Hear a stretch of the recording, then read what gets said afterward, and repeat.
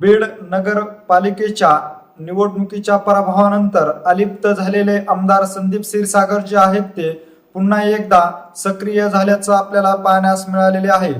आमदार संदीप क्षीरसागर यांची लोकप्रियता पाहिली तर सर्वसामान्यांमध्ये जाऊन रमणं, त्यांच्या अडीअडचणी जाणून घेत समस्या सोडवण्यासाठी प्रयत्न करणं हा त्यांचा मूळ स्वभाव आहे।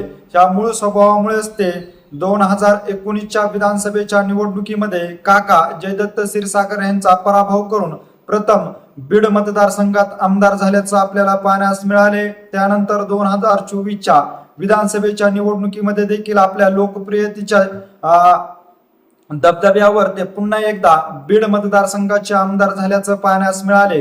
त्यांनी बीड शहरातील पाणी पुरवठ्याचा प्रश्न असेल, कचऱ्याचा प्रश्न असेल, याचबरोबर बीड शहरातील सर्वसामान्य नागरिकांचे छोटे मोठे अडीअडचणी असतील या सोडवण्यासाठी सातत्याने पाठपुरावा केला।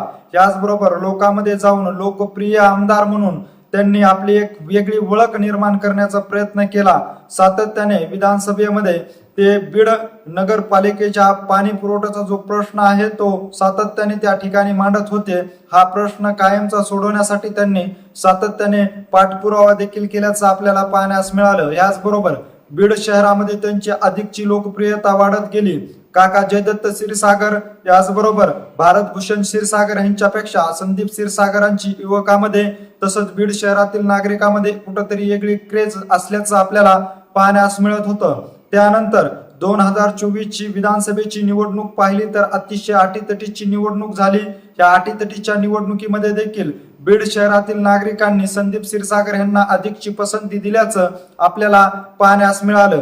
त्यानंतर बीड नगरपालिकेच्या निवडणुकीमध्ये तिरंगी लढत जी आहे ती झाल्याचं आपल्याला पाहण्यास मिळाले। ह्या लढतीमध्ये शरद पवार गटाकडून अर्थात संदीप क्षीरसागर यांच्याकडून देखील उमेदवार देण्यात आला होता। भाजपकडून डॉक्टर योगेश क्षीरसागर यांच्या मार्फत देखील उमेदवार देण्यात आला होता।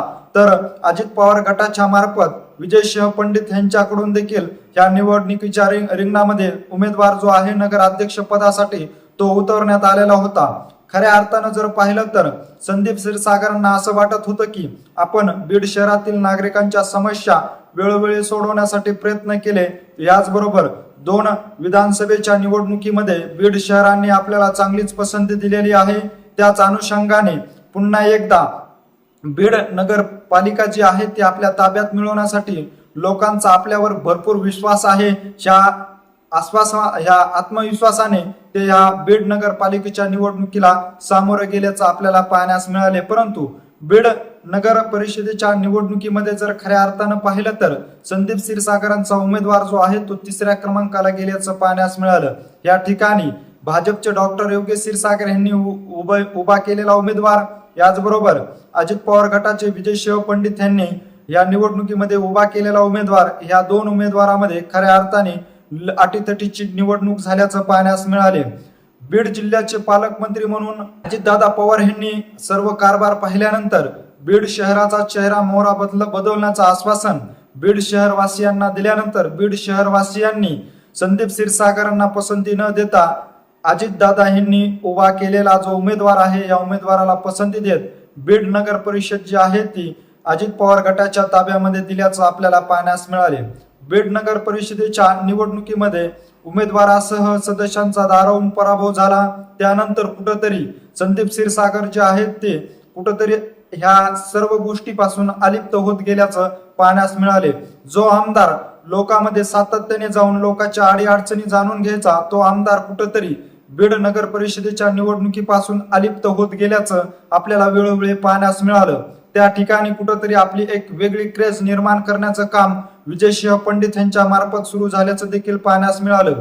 बीड नगर परिषद आपल्या ताब्यात मिळवल्यानंतर बीड मतदारसंघामध्ये विजयसिंह पंडित यांनी जिल्हा परिषद आणि पंचायत समितीच्या निवडणुकीच्या पार्श्वभूमीवर गाठीभेटी घेऊन सर्वसामान्य लोकांची नाळ जोडण्याचं काम केल्याचं आपल्याला पाहण्यास मिळालं।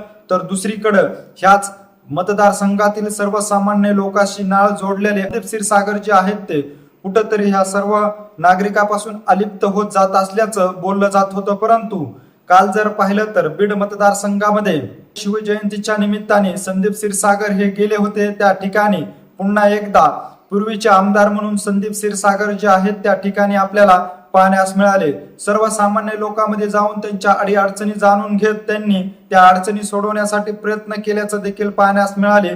त्यामुळे कुठंतरी पुन्हा एकदा संदीप क्षीरसागर जे आहेत ते बीड मतदारसंघामध्ये सक्रिय होत असल्याचं आपल्याला पाहण्यास मिळालेलं आहे। बीड नगर परिषद ताब्यातून गेली तरी बीड मतदारसंघामधील जिल्हा परिषद आणि पंचायत समितीचे जे गण आहेत त्या ठिकाणी सर्वाधिक उमेदवार विजय करण्यासाठी आता पुन्हा एकदा संदीप क्षीरसागर जे आहेत ते मैदानात उतरल्याचं पाहण्यास मिळालेलं आहे। आणि काल शिवजयंतीच्या कार्यक्रमाच्या माध्यमातून बीड मतदारसंघामधील एका छोट्याशा गावामध्ये जाऊन त्यांनी त्या ठिकाणी सर्वसामान्य नागरिकांच्या समस्या जाणून त्या अडचणी सोडवण्याचं काम देखील केलं असल्याचं आपल्याला काल पाहण्यास मिळालेलं आहे। त्यामुळे पुन्हा एकदा बीड नगरपालिकेच्या निवडणुकीमध्ये पराभव झालेले जे संदीप क्षीरसागर जे आहेत ते कुठेतरी अलिप्त होत गेलेले पुन्हा एकदा सक्रिय होत असल्याचं आपल्याला काल बीड मतदारसंघामध्ये झालेल्या कार्यक्रमाच्या माध्यमातून पाहण्यास मिळालेलं आहे।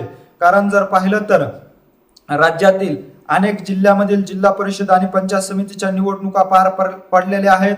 उर्वरित जिल्हा परिषद आणि पंचायत समितीच्या काही जिल्ह्यातील ज्या निवडणुका राहिलेल्या आहेत त्या देखील लवकरच होणार असल्याचं सांगितलं जात आहे। त्या अनुषंगाने आता बीड मतदारसंघामध्ये 2024च्या निवडणुकीमध्ये विजय झालेले संदीप क्षीरसागर जे आहेत ते बीड नगर परिषदेच्या निवडणुकीमध्ये जरी पराभव झाला असला तरी आता जिल्हा परिषद आणि पंचायत समिती जे आहेत त्या मतदारसंघामधील त्या ठिकाणी जास्तीत जास्त उमेदवार कशा पद्धतीने विजय करता येतील याचबरोबर सर्वसामान्यांची अधिकची नाळ घट्ट करण्यासाठी आता त्यांनी बीड मतदारसंघामधील सर्वसामान्य लोकांच्या गाठीभेटी घेण्याचं देखील काम सुरू केलं असल्याचं आपल्याला पाहण्यास मिळत आहे। त्यामुळे जर पुन्हा एकदा बीड मतदारसंघातील जिल्हा परिषद आणि पंचायत समिती जी आहेत त्या संदीप क्षीरसागर हे कशा पद्धतीने जास्तीत जास्त त्या ठिकाणी उमेदवार विजय करतात याकडे देखील सर्वांचंच लक्ष लागलेलं आहे।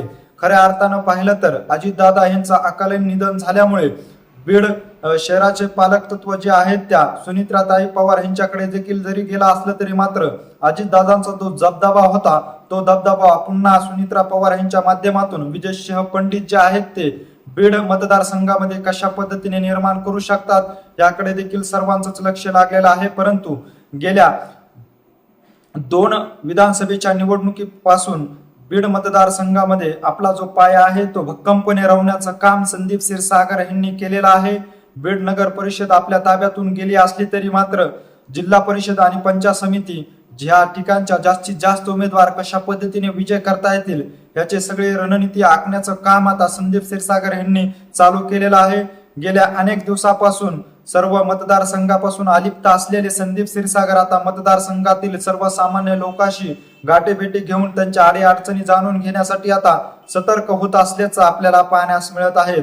एकंदरीत जर पाहिलं तर ह्या सर्व घडामोडीविषयी नेमकं तुम्हाला काय वाटतंय हे आम्हाला आमच्या कमेंट बॉक्समध्ये नक्की कळवा।